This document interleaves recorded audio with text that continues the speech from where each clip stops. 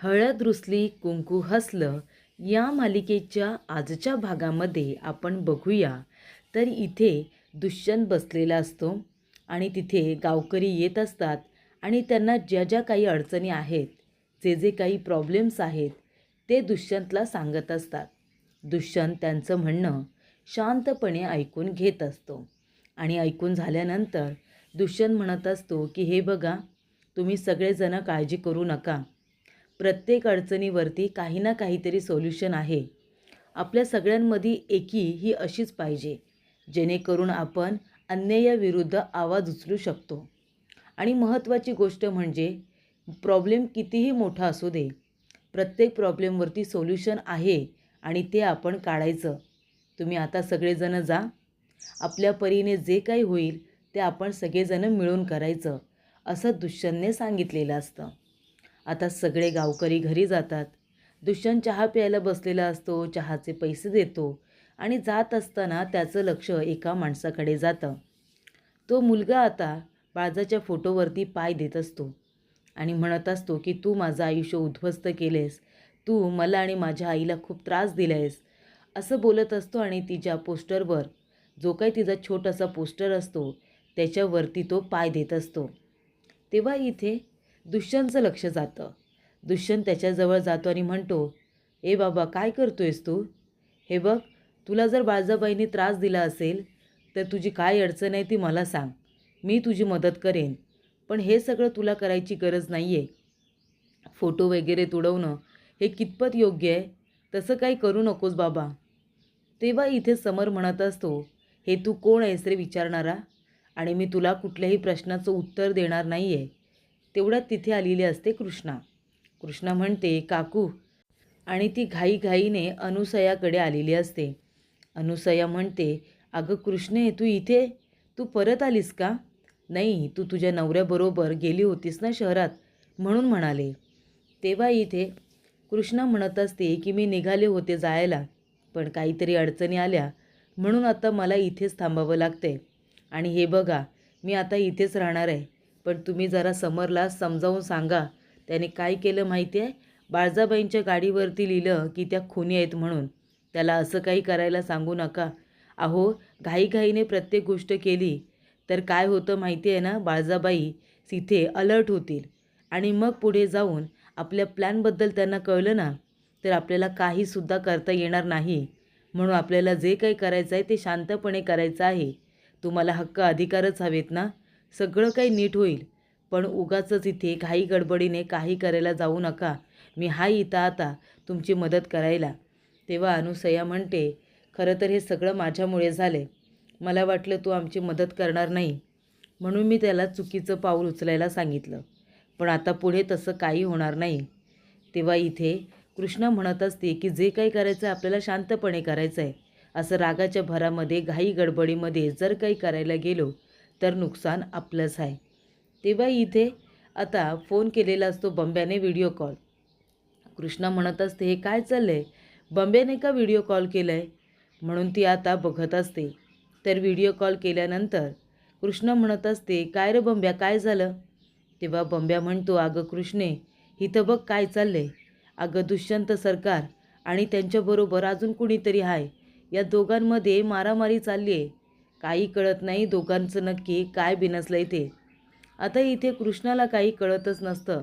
कृष्णा म्हणत असते की हे सगळं काय चाललं आहे? म्हणजे आता तर मी यांची मदत करायला तयार आहे ना, मग तरीसुद्धा हे सगळं असं का घडतं आहे? समर इतकं चुकीचं पाऊल का उचलत असेल?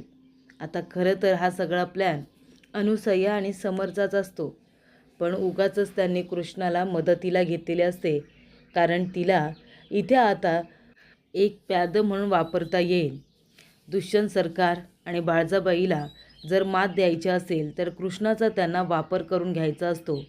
पण जेव्हा कृष्णा व्हिडिओमध्ये बघते की इथे दुष्यंत आणि समरमध्ये हाणामाणी होते, तेव्हा तिला मात्र खूप जास्त राग येतो.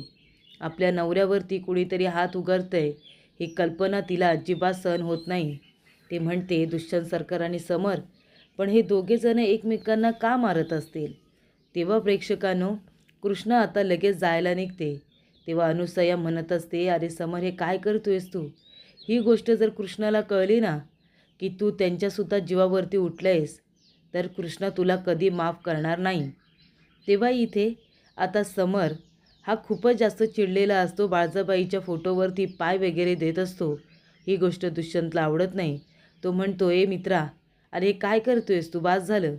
हे बघ, तुला काही अडचण असेल तर तू मला सांग, मी तुझी मदत करतो, पण हे सगळं करायची गरज नाही.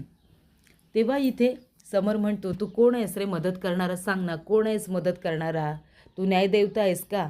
अरे इतक्या मोठ्या बिघडलेल्या बाईचा बिघडलेला पोरगा तू, बाळजाबाईचा पोरगा आहेस ना तू, तू काय माझी मदत करणार रे?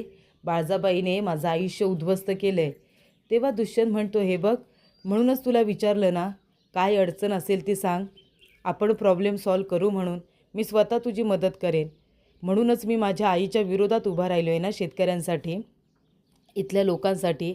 मग मी तुझी मदत करणार नाही का? माझी आई कितीही वाईट असली तरीसुद्धा तू तिच्याबद्दल वाईट बोलायचं नाही. तेव्हा समर म्हणतो, अरे बाळजाबाईची तीच लायकी आहे, कळलं का? पाताळी यंत्री बाई आहे ती, नीच बाई आहे ती. असं म्हणाल्यानंतर दुष्यंतसुद्धा चिडतो आणि दुष्यंत त्याच्यावरती हात उगारतो. तेव्हा समर म्हणतो, आता याला सोडणार नाही, आता याला ठारच करणार. जोपर्यंत याला मारत नाही ना, तोपर्यंत मला माझे हक्क आणि अधिकार मिळणार नाही. तेव्हा दोघांमध्ये हाणामारी होत असते. दोघे एकमेकांना खूप मारतात. दुष्यंत समरला खूपच जास्त मारतो.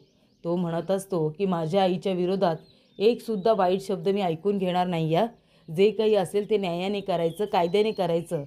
विनाकारण तू तोंडाला येईल ते माझ्या आईबद्दल बोलायचं नाही, मला ते नाही चालणार. आणि दोघांमध्ये आता खूप मारामारी होते. तेवढ्यातच तिथे मध्ये आता आलेला असतो आढळराव आणि बिचारी कृष्णा रस्त्याने धावतच असते भांडण थांबवण्यासाठी. तेव्हा आढळराव मध्ये येतो आणि म्हणतो, काय झालं काय? ए बाबा, कोण आहेस कोण तू? आणि काय झालं? दुष्यंतवरती का हात उगारतोयस? तुझी काय अडचण आहे? तेव्हा इथे आता समर म्हणत असतो की मी कोण आहे असं विचारताय? तेव्हा आढळराव म्हणतो, हो, कारण तू आमच्या गावामध्ये येऊन आमच्याच पोरावरती हात उगारतोयस. तुझी एवढी हिंमत? अरे कोण आहेस कोण तू? सांग तरी. आणि काय तुझी अडचण काय आहे? हे समज कशासाठी कशासाठी करतोयस तू? कोण आहेस कोण तू? तेव्हा समर म्हणतो, मी कोण आहे? मी तुमचंच रगात आहे. माझं नाव आहे समर अनुसया आढळराव रांगडे पाटील आणि मी तुमचाच पोरगा आहे, कळलं का? आणि अनुसया रांगडे पाटील ही तुमची पहिली बायको आणि तिचा मुलगा मी आहे. दुष्यंतच्या आधी या सगळ्यावरती माझा हक्क आणि अधिकार आहे, कळलं तुम्हाला? तेव्हा इथे आढळरावला आणि दुष्यंतला खूप मोठा धक्का बसतो. पण हे सगळं स्वप्न असतं, कारण का तो भानावरती येतो आणि म्हणतो, नाही नाही, आत्ताच हे सगळं सांगायला नको. तेव्हा इथे आता लगेच समोर म्हणतो, तुम्ही कोण आहात आणि तुम्ही इथे काय करताय? चला व्हा बाजूला. आणि तो जेव्हा आता आढळरावला धक्का देतो ना, आढळरावच्या तोंडाला त्याचा हात लागतो आणि रक्त येतं. तेव्हा दुष्यंत म्हणतो, काय रे, हे काय केलंस तू? वयेचं पण भान ठेवता येत नाही का? त्यांच्यावरती हात उगारलास. आणि मग काय, दुष्यंत जातो आणि त्या समरची वाटच लावतो. हवं तेवढं मारतो त्याला, खूप जास्त मारतो. तेव्हा समर म्हणतो, मार ना मार, आता तू मार, मग नंतर मी तुला मारतो. तेव्हा तुझी कशी वाट लावून ठेवतो ना ते बघच तो. तेव्हा इथे आता समरला हवं तेवढं मारलेलं असतं आणि त्यानंतर दुष्यंत जायला निघतो. आढळरावसुद्धा जायला निघतो. तेव्हा दुष्यंत म्हणतो, 1 मिनिट थांबा, लागले तुम्हाला, मी येतो तुम्हाला सोडायला. तेव्हा इथे आढळरावला खूप बरं वाटतं की दुष्यंतला त्यांची काळजी पण वाटते. त्यानंतर दुष्यंत गाडी चालवतो आणि आढळरावला घरपर्यंत सोडायला जातो. तेव्हा प्रेक्षकांनो, इथे आता समर हसत असतो. समर म्हणत असतो, अरे दुष्यंत, तुझी तर वाट मी लावणारच रे. लवकरच जे माझं आहे ना ते मी मिळवणार. माझा हक्क, माझं घर, माझा पैसा अडका सगळं काही मी मिळवणार, माझे अधिकार मिळवणार. आणि जे आत्तापर्यंत जे माझं होतं ते तू उपभोगत आलास ना, नंतर तुला त्यातलं काही मिळणार नाही. तेवढ्यातच तिथे कृष्ण येते आणि म्हणते, काय रे ये समर, तुझी हिंमत कशी झाली रे माझ्या नवऱ्यावरती हात उगारायची? सांग ना, तुझी हिंमत कशी झाली माझ्या नवऱ्याला मारण्याची? हे बघ, मी तुला आधीच सांगितलं होतं त्यांच्यापासून लांब राहायचं. तुला न्याय मिळवून देण्यासाठी मी मदत करेन असं म्हणाले होते, पण म्हणून तू माझ्या नवऱ्यावरती हात उगारशील ना, तर मी तुझी हाईगाई करणार नाही, आत्ताच सांगून ठेवते. तेव्हा समर म्हणत असतो, नाही कृष्णे नाही, खरं सांगतो, चुकलं माझं, मी हात उगारायला नको होता, पण मी नंतर खरं सांगतो मी भानावरती आलो आणि नंतर मी स्वतः मार खाल्ला. तेव्हा इथे बंब्या म्हणत असतो, हो सुरुवात याने केली असेल, पण नंतरला हाच मार खात होता. तेव्हा इथे कृष्णा म्हणत असते, हे बघ समर, एक गोष्ट लक्षात ठेव, जर माझ्या दुष्यंत सरकारांना परत जर तू हात लावलास ना, तर माझ्यासारखी वाईट मीच असे ना. तेव्हा प्रेक्षकांनो, समरला एक गोष्ट समजलेली असते की कृष्णा हे आपल्या विरोधात जाऊ शकते.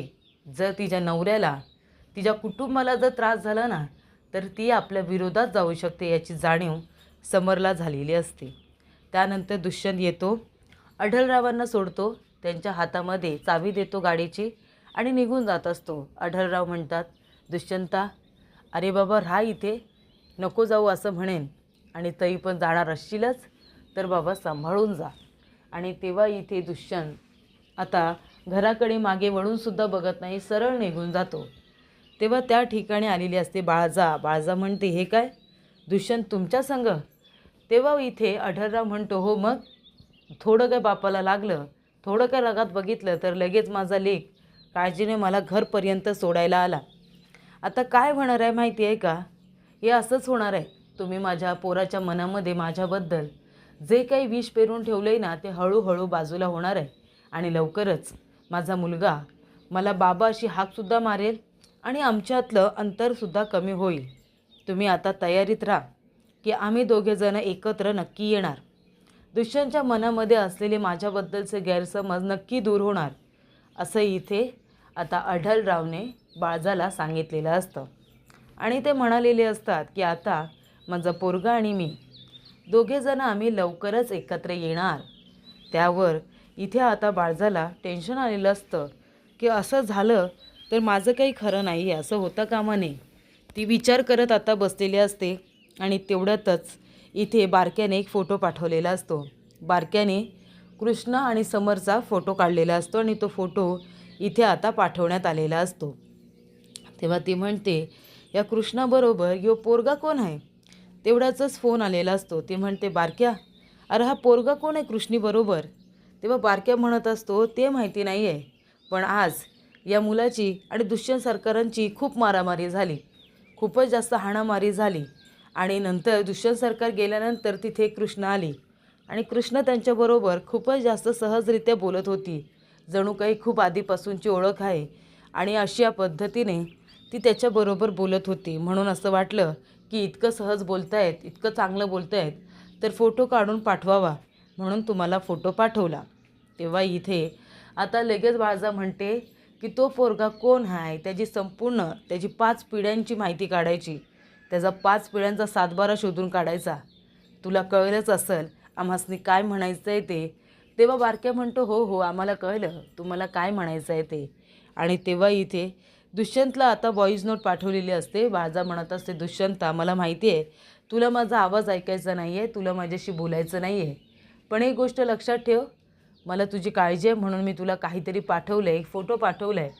नक्की त्या फोटोचं काय रहस्य आहे ना, ते शोधून काढ बाबा तू. तेव्हा तो फोटो आता पाठवलेला असतो दुष्यंतला. कृष्णा आणि इथे समर या दोघांचा फोटो पाठवलेला असतो. तेव्हा दुष्यंत म्हणतो, हा मुलगा तर आता मला भेटला होता, त्याचं आणि माझं भांडणसुद्धा झालं होतं, मग तो मुलगा इथे कृष्णाबरोबर काय करतोय, यांची कशी ओळख? तेव्हा इथे दुष्यंतला आता टेन्शन आलेलं असतं की नक्की या मुलाची आणि कृष्णाची मैत्री आहे का, असा विचार त्याच्या मनात आलेला असतो. तर पुढील भागामध्ये इथे दुष्यंत म्हणतो, कृष्णा मला तुझा मित्र मिळाला होता. ते म्हणते, काय? तेवढ्यातच इथे समरलासुद्धा बाळजाबाईने बोलावलेलं असतं. बाळजा म्हणत असते, जो आहे ना, जो त्या कृष्णाचा मित्र तो माझा दुश्मन. तेव्हा इथे लगेच समर म्हणतो, तुमच्यासारख्या बाईबरोबर मला दुश्मनी करायला नक्कीच आवडेल, कळलं तुम्हाला? ठेवा दुश्मनी, मला काही हरकत नाही. तेव्हा इथे आता कृष्णा म्हणत असते, तुम्ही काय बोलताय दुष्यंत सरकार, मला नाही कळत आहे. तेव्हा दुष्यंत म्हणतो, हो का, हा फोटो बघ ना, फोटो त्याच्यामध्ये तू आहेस, तुझ्याबरोबर हा मुलगा आहे, हा मित्र आहे ना तुझा, ओळखतेस ना तू त्याला? हा मुलगा तुझ्याबरोबर काय करतोय, सांग ना, काय करतोय हा मुलगा तुझ्याबरोबर? तेव्हा इथे आता कृष्णाला काय बोलावं काही कळत नसतं. तेव्हा इथे समर म्हणत असतो की हे बघा, एक गोष्ट लक्षात ठेवा, मला तुमच्याबरोबर इथे आता दुश्मनी ठेवायला काहीच भीती वाटत नाही आहे. ज्या माणसाची भीती गेलेली असते ना, तो माणूस अशा छोट्या मोठ्या गोष्टींना घाबरत नाही. आणि इथे माझ्या अंगामध्ये आहे ना खानदानी रगात आहे, खानदानी रगात. त्यामुळे तुमच्या या अशा पोकळ धमक्यांना मी भीक घालत नाही आणि मी घाबरतसुद्धा नाही. तुम्हाला दुश्मनी ठेवायची आहे, तुम्ही खुशाल दुश्मनी ठेवा, असं समरने बाळजाला तोंडावरती सांगितलेलं असतं.